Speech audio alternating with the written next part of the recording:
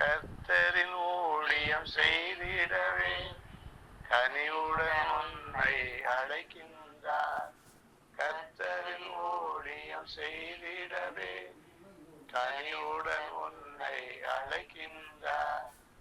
உலகமெங்கும் உந்தன் பெயர் தன்னையே புகழ்ச்சியாக்கி ஆசீர்வதிப்பார்.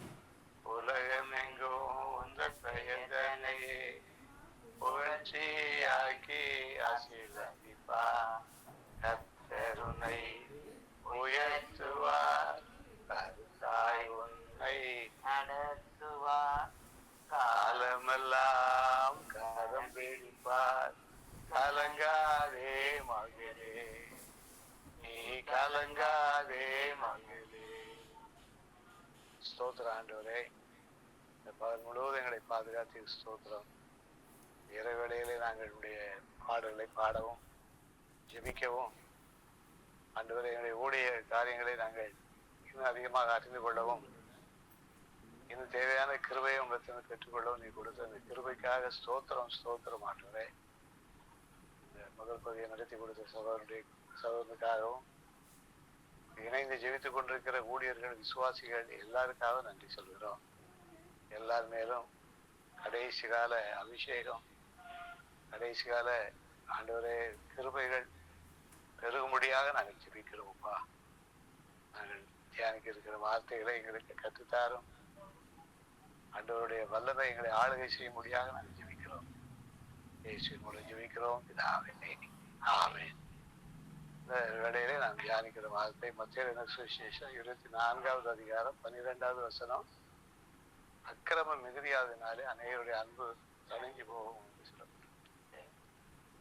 எல்லாரும் ஒத்துக்கொண்டுதான் ஆகணும்.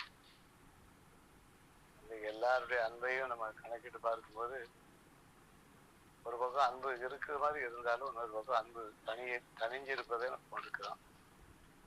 அப்படி தனியை விடாதபடிக்கு, தனிஞ்சு போய் விடாதபடிக்கு, தனியை விடாதபடிக்கு நாம் மிக விழிப்புள்ளவங்களா நாங்கள் இருந்து நம்முடைய ஊழியத்தை நிறைவேற்றணும், சாட்சியில நிலைத்து நிற்கணும். அது போக இன்னும் நம்முடைய வாழ்க்கையில் உள்ள எல்லா போராட்டங்களையும் அவருடைய கிருபையோட கரம் கூட இருந்து நம்மளை வழி நடத்தணும். அக்கிரமம் மிகுதியாவதுனால அநேகருடைய அன்பு தணிஞ்சு போகும். ஆண்டவர்கிட்ட நம்ம ஜெபம் பண்ணிக்கிட்டே இருக்கணும். ஆண்டவரே, அக்கிரமம் அழிக்கப்பட்டு போவதற்குரிய அபிஷேகத்தை தாருன்னு சொல்லி நம்ம ஜெபிக்கும் போது ஆண்டவருக்கு கிருபையை தாரு. அக்கிரமம் மிகுதியாவதுனால அநேகருடைய அன்பு தணியக்கூடிய அன்பை எப்படி நம்ம தணிஞ்சு போகாதபடிக்கு எப்படி நம்ம பெருக்கிக் கொள்ள முடியும்னு சொல்லி பைபிள் வசனங்கள் நிறைய இருக்கு. ரோமர்கள் 5வது அதிகாரம் 5வது வசனத்துல ஒரு தெளிவான விளக்கம் சொல்லப்பட்டிருக்கு. ரோமர் 5வது அதிகாரம் 5வது வசனம். மேலும் நமக்கு அருளப்பட்ட பரிசுத்த ஆவியினாலே தேவ அன்பு நம்முடைய இருதயங்களில் ஊற்றப்பட்டிருக்கிறபடியால் அந்த நம்பிக்கை நம்மை வெட்கப்படுத்தாது என்று சொல்லி அக்கிரமம் மிகுதியாகக்கூடிய அக்கிரமத்துக்கு முடிவாகவும் அன்பு தணிஞ்சு போகாத அளவுக்கும் ஒரே வசனம் எல்லாத்துக்கும் பதில் சொல்லக்கூடியதாக ஆவியானவருக்கு தந்திருக்கிறார். இப்போ நம்ம செய்ய வேண்டிய ஒரே ஒரு காரியம் என்னன்னு சொன்னா, நமக்கு அருளப்பட்ட பரிசுத்த ஆவியினாலே ஆண்டவர் நமக்கு பரிசுத்த ஆவியை தந்து கொண்டே இருக்கிறார். கடைசி காலத்துல பரிசுத்த ஆவியாருடைய நிறைவு நமக்குள்ள இன்னும் அதிகமாக நமக்கு தேவையா இருக்கு. நம்ம ஊழியம் செய்துட்டு இருக்கிறோம், குடும்ப பொறுப்புல இருக்கிறோம், தொழில் செய்கிறோம், ஒருவேளை ஓய்வு காலத்தில் இருக்கலாம். எப்படி இருந்தாலும் பரிசுத்த ஆவி நமக்கு ரொம்ப முக்கியம். பரிசுத்த ஆவியை துக்கப்படுத்தி விடாதபடிக்கு, பரிசுத்த ஆவியை இழந்து விடாதபடிக்கு இன்னும் பரிசுத்த ஆவிக்காக நம்ம ஆண்டவரிடத்துல ஊக்கமாக நம்ம ஜெபிக்கணும், போராடியும் ஜெபிக்கணும். ஆண்டவரே எங்களை நிரப்பும், இன்னும் நிரப்பும் என்று சொல்லி நம்ம நம்முடைய குடும்பங்களுக்காக, சபைகளுக்காக, ஐக்கியங்களுக்காக, ஊழியர்களுக்காக, தேவைகளுக்காக, பரிசுத்த ஆவிக்காக நம்ம ஜெபம் பண்ணணும். அது எப்படி எனக்கு கிடைக்கும், அதை நான் எப்படி பெற்றுக்கொள்ளலாம் என்று நாம் இப்பவுமே யோசிக்க வேண்டிய அவசியம் இல்லை. அது ஒரு காற்று காற்று போல அப்படியே எடுத்து செல்வார் ஆண்டவர். இந்த பரிசுத்த ஆவியானவர் நமக்கு கிடைக்கும் போதுதான் நம்ம அந்த ஆவியானவரால் வழிநடத்தப்படுகிறோம். அந்த பரிசுத்த ஆவியினாலே தேவ அன்பு நம்முடைய இருதயங்களில் ஊற்றப்பட்டிருக்கிறபடியான்னு சொல்லுவார். பரிசுத்த ஆவி நமக்கு என்ன கொண்டு வருதுன்னு சொன்னா அன்பை கொண்டு வருது. அன்புன்னா உலக அன்பு அல்ல, மாம்ச பிரகாரமான அன்பு அல்ல, தேவ அன்பு. தேவ அன்பு எங்க ஊற்றப்படுதுன்னு கேட்டால் நம்முடைய இருதயங்களிலே ஊற்றப்படுது. அந்த இருதயத்துல அந்த அன்பு ஊற்றப்படும் போது நமக்கு ஒரு நம்பிக்கை கிடைக்கும். என்ன நம்பிக்கை கிடைக்குன்னு சொன்னா, ஆண்டவர் என்னை அக்கிரம வாழ்க்கையிலிருந்து என்னை மாற்றுவார், கிரமமான வாழ்க்கை வாழ எனக்கு உதவி செய்வார். அந்த நம்பிக்கை நமக்கு ஆண்டவர் தந்து நாம் தைரியமா நம்முடைய காரியங்களை செய்வதற்கு வேண்டிய கிருபைகளை நமக்கு தருவார். மேலும் நமக்கு அருளப்பட்ட பரிசுத்த ஆவியினாலே தேவ அன்பு நம்முடைய இருதயங்களில் ஊற்றப்பட்டிருக்கிறபடியால் ஊற்றப்படணும். நிறைய நம்முடைய இருதயங்களில் ஊற்றப்படணும், தேவ அன்பு ஊற்றப்படணும். அதுக்காக நம்ம எல்லாரும் ஜெபிக்கணும். இன்றைக்கு நம்ம ஜெபிக்க போறோம். அந்த அன்பு ஊற்றப்படும் போது வாழ்க்கையே தலைகீழாக மாற ஆரம்பிச்சு. நம்முடைய ஜெப ஐக்கியம் சுரண்டையிலே ஆரம்பித்த ஆரம்ப நாட்களிலே சகோதரர்கள் எல்லாரும் கூடி தினசரி ஜெபிக்கிற ஒரு ஆசீர்வாதத்தை கொடுத்தார். தினசரி கூடி ஜெபிக்கும் போது என்ன நடந்தது என்றால் எல்லாரும் பரிசுத்த ஆவியினால நிரப்பப்பட்டாங்க. எல்லாரையும் பரிசுத்த ஆவியானவர் நிரப்பினார். நிரப்பி அந்நிய பாஷை, அடையாளங்கள், தீர்க்க தரிசனங்கள் போன்ற பல அனுபவங்களுக்குள்ளாக வழிநடத்தினார். எல்லாருடைய வாழ்க்கையும் ஒழுங்கும் கிரமமாக ஆண்டவர் கட்டி எழுப்பினார். அன்பு ஊற்றப்பட ஆரம்பிச்சிச்சு. யார் யார்கிட்ட ஐக்கியம் இல்லாம இருந்தோமோ ஐக்கியப்பட ஆண்டவர் கிருபை செய்தார். அப்பொழுதுதான் இந்த ஐக்கியமே உருவாச்சு. எல்லாரையும் ஆண்டு இணைத்து வழிநடத்தி சபைகளில சாட்சிகளாக அநேக அனுபவத்தை பகிர்ந்து கொண்டோம். ஒரு எழுப்புதலே அந்த நாட்களிலே வந்ததுன்னு தான் சொல்லலாம். இன்றைக்கு அந்த அன்பு குறையாம, இன்றைக்கு அந்த ஊழியம் குறையாதபடிக்கு ஆண்டவர் கிருபையா நடத்திட்டு வராது, ஆசீர்வதிக்கிறார். நண்பர்களே, இதுக்கு காரணம் என்னன்னு சொன்னா, அந்த தேவ ஆவி ஊட்டப்பட்ட உடனே தேவ அன்பு அந்த ஆவியின் வழியாக நமக்கு கிடைக்கும். இன்னும் நம்முடைய வாஞ்சை என்ன? இன்னும் நம்ம ஆவியினால் நிரப்பப்படணும். இன்னும் ஆண்டவர் மாம்சத்தின் கிரியைகளெல்லாம் அழிச்சு ஆவியின் நிறைவை நம்ம கட்டளையிட வேண்டும் என்று நாம் ஜெபம் பண்ணிட்டே வரோம். எரேமியா 14வது அதிகாரம் 4வது வசனத்தில வாசித்து பார்க்கும்போது ஆண்டவர் நமக்கு பெரிய காரியங்களை செய்வேன் என்று பார்த்து கொண்டிருக்கிறார். எருசலேமே ரட்சிக்கப்படும்படிக்கு உன் இருதயத்தை பொல்லாப்பார கழுவு என்று சொல்லப்பட்டது. கழுவுக்கு ஒரு தண்ணீர் பாரி ஊற்றக்கூடிய பொருள் ஒன்று வேணும். அதுதான் பரிசுத்த ஆவியானவர் அபிஷேகம். பரிசுத்த ஆவியான நம்மளுக்கு வரும்போது நாம் பலனடைகிறோம். அந்த இருதயத்தை ஆண்டவர் சுத்தப்படுத்துகிறார். இருதயம் சுத்திகரிக்கப்படும் போது வாழ்க்கை சுத்திகரிக்கப்படுது. ஊழியங்கள் ஆசிரமா நடக்கும். பிள்ளைகளுடைய வாழ்க்கையில பெரிய மாற்றம் உண்டாகும். எரேமியா 4:14 விதமாக வாசிக்கிறோம். எருசலேமே ரட்சிக்கப்படும்படிக்கு உன் இருதயத்தை பொல்லாப்பார கழுவு. பரிசுத்த ஆவி கிடைக்கும் போது நாம் ரட்சிக்கப்படுறோம். ரட்சிக்கப்படுவது மட்டுமல்ல, நம்முடைய இருதயத்தை சுத்திகரிக்க. அதுதான் ரோமர் 5:5 வாசிக்கிறோம். மேலும் நமக்கு அருளப்பட்ட பரிசுத்த ஆவியினாலே தேவ அன்பு நம்முடைய இருதயங்களில் ஊற்றப்பட்டிருக்கிறபடினால் அந்த நம்பிக்கை நம்ம வைக்கப்படுத்தாது.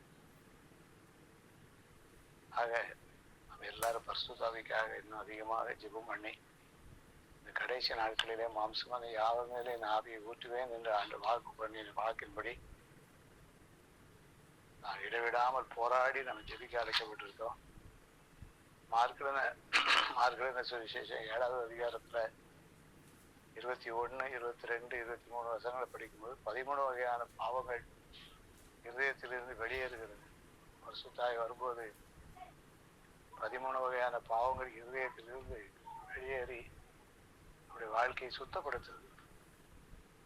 அப்படிப்பட்ட ஒரு உண்மையான ஜீவியை நமக்கு இன்னும் வேணும். இந்த கடைசி காலங்களில ஆண்டவருடைய ஆசீர்வாதங்களை நம்ம பெற்றுக்கொள்ளணும். நம் மூலமா சந்திக்கப்படும் ஆத்மாக்கள் எல்லாரும் பரிசுத்த ஆவியினால் நிரப்பப்படணும். பரிசுத்த ஆவியினால் நிரப்பப்படுவது அந்நிய பாஷை பேசுறது மாத்திரமல்ல, வாழ்க்கையில அனுபவத்துக்குள்ளாக பரிசுத்த ஆவியானவர் நம்மை வழி நடத்துவார். ஐக்கிய தொடர்ந்து தொடங்கின ஆரம்ப நாட்களில ஒருவருக்கொருவர் ஐக்கியப்பட, ஒருவருக்குள் உள்ள கசப்புகள் எல்லாம் மறைந்து போக கர்த்தர் உதவி செய்தார். இன்றைக்கும் அந்த காரியம் நடந்து கொண்டே இருக்கு.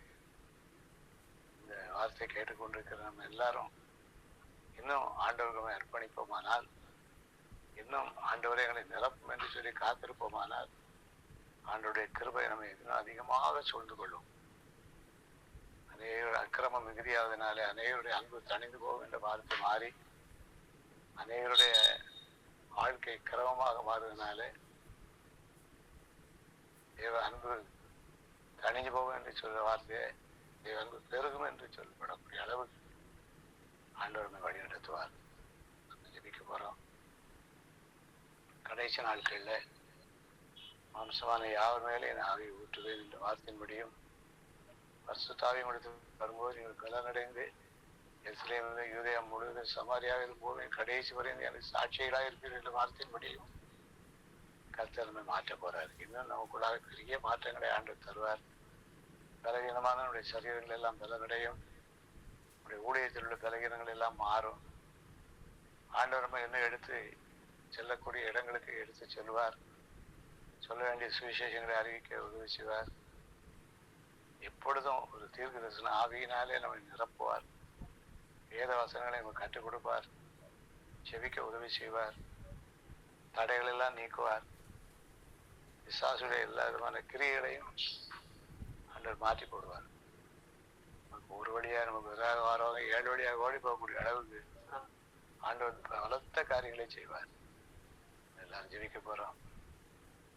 பரிசுத்த ஆவியினுடைய இருதயங்களிலே ஊட்டப்பட்டு அன்பு உண்டாகும்படியாகவும் கடைசி காலத்தில் எழுப்புவதற்கு பெற்றுக்கொண்ட பரிசுத்த ஆவியை சாட்சியாக நின்று அவனை நடத்துவார். அவனை பலப்படுத்துவார், சிறப்படுத்துவார். நல்ல தரிசனங்களையும் வெளிப்பாடுகளையும் ஜெபாவையும் கொடுத்து நடத்துவார். கடைசி காலங்களிலே அநேகருடைய அன்பு தனியும் என்ற வார்த்தையை மீறி அநேகருடைய அன்பு வளரும், பெருகும் என்ற நிச்சயத்துக்குள்ளாக நம்மை வழிநடத்துவார். அவர்பட்ட கிருபைகளை தரும்படியாக நம்ம எல்லாம் சேர்ந்து ஜெபம் பண்ணுவோம்.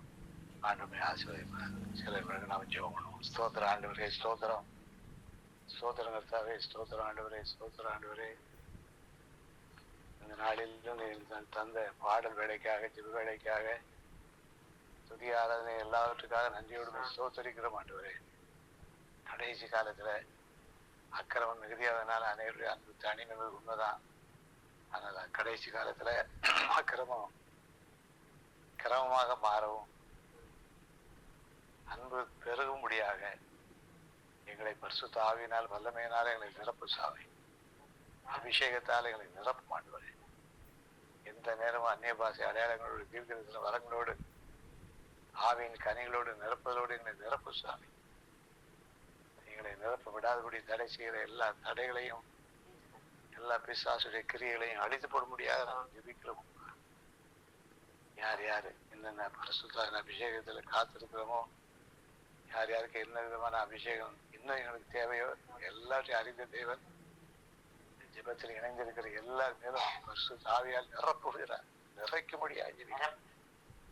அந்நிய பாஷை அடையாளங்களோடு தீர்க்கதரிசன வரங்களோடு 9 விதமான ஆவியின் வரங்களோடு கனிகளோடு நிரப்ப மாட்டுவார். மாம்சத்தின் கிரியைகளை அழித்து போட மாட்டுவார்.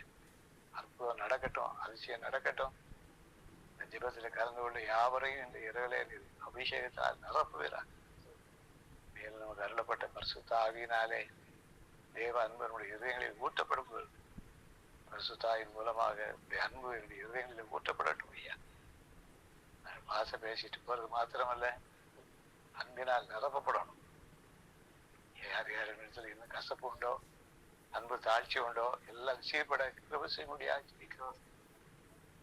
உங்களோட தங்கீரும் எங்கள் குடும்பங்களை ஆசீர்வதியும், ஊழியர்களை நடத்தும், ஐக்கியத்தை நடத்தும், ஊழியர்களை ஆசீர்வதியும். யார் யார் என்னென்ன தேவையோடு இருந்தாலும் தேவையை சந்தித்து விட்டதுக்காக ஸ்தோத்திரம். பரிசுத்த ஆவியின் மூலமாக உங்களுடைய அன்பை ஊற்றி விட்டதற்காக ஸ்தோத்திரம். நாங்கள் வெளிப்படைய சாட்சியாய் சொல்ல கிருபை தான். இயேசு மூலம் ஜெபிக்கிறோம் பிதாவே, ஆமென். என் ஆத்மாவே என் ஆத்மாவே கர்த்தரை ஸ்தோத்திரி, சகல உபகாரங்களையும் வருவாதே. ஆமென், ஆமென். அல்லேலூயா, அல்லேலூயா.